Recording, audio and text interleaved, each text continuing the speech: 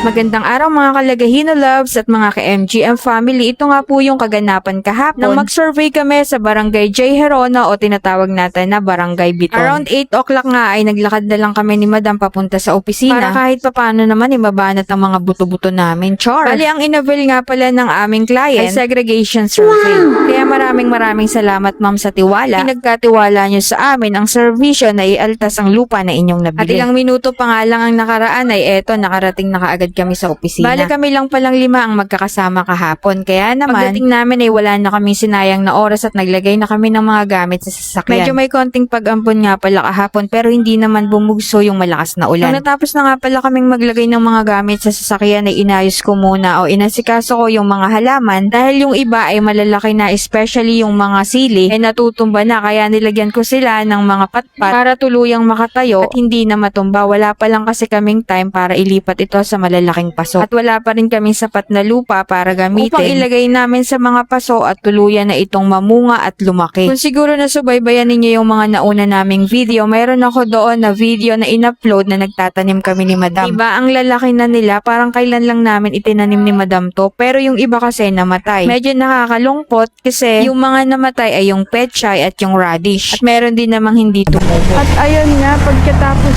ng ilang minuto ay nandito na kami sa Barangay J. Herona. Hinihintay na lang namin yung dalawa, magsa-set up na kami. At kung bago pa lamang ninyo napanood ang aming video, kami po ay galing sa probinsya ng Sorsogon. Uy, sobrang usok guys. Na kung saan ay malalaman mo na nasa Sorsogon ka na sa ganda ng mga kalsada. At ito ang simpleng buhay namin dito sa probinsya ng Sorsogon. Bulkhead sa loob. Okay? Bulkhead sa looban. So guys, kung magpapabulkhead kayo ng inyong mga gulong, dito lang papasok dito. Pag sa somewhere dyan na butas ang gulong ninyo or dito sa may bandang papunta sa Marina, mayroon na tayo dito. At ayun nga, pwede kayo dyan magpa-vulcanize kay kuya dyan sa daan papunta sa baba. Mabilis lang pong makita ang kanilang bahay. Sundan nyo lang tong aking tinatahak na daan. Dahil dito po ang tamang daan tungo sa tagumpay na buhay. Char! Ano daw?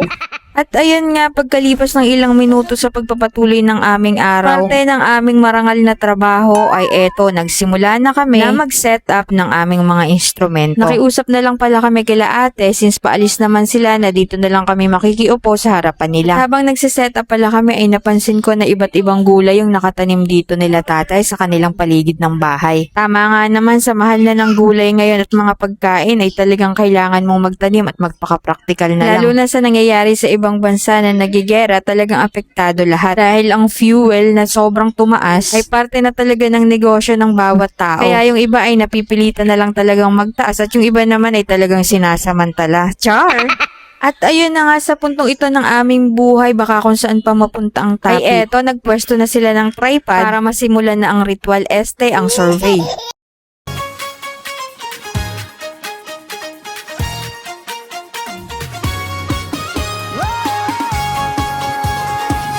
Okay guys, change tayo place kasi umuulan. Makikisilong tayo dito sa bahay nila tatay. Ay, may ginagawa. Tita! Tita na yan! Meron din pala kaming makulit na kasamang bata kahapon. Dahil ngayon pa lang po ay tinuturuan na siyang mag-survey ng lupa. Charot! At dahil nga nagutom na kami ni Madam at nagugutom na rin ang makulit na bagets, ay bumili muna kami dito sa malapit na tindahan. Di naman kalayuan kaya naglakad na lang kaming tatlo. Drinks, ano po kayo? Water? Sito. Tatlo ang maliliit.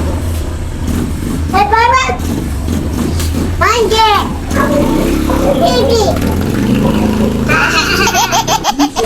Ay, ano gusto mo? Awa. Ano sa'yo? Okay? Ma'am? Ano sa'yo? Dalawang kaya.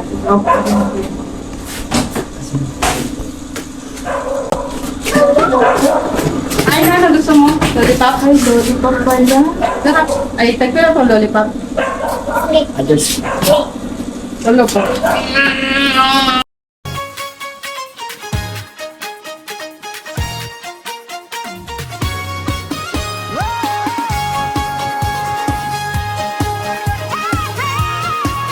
At kung nakaabot po kayo sa puntong ito ng aming video ay maraming salamat at po. At advance salamat na rin po sa mga magpa-follow pa lamang. So paano po hanggang sa muli, sana masaya ang araw nyo at huwag kalimutang umiti, huwag kalimutang mag-like, share, comment, and follow. Bye! Masaya kahit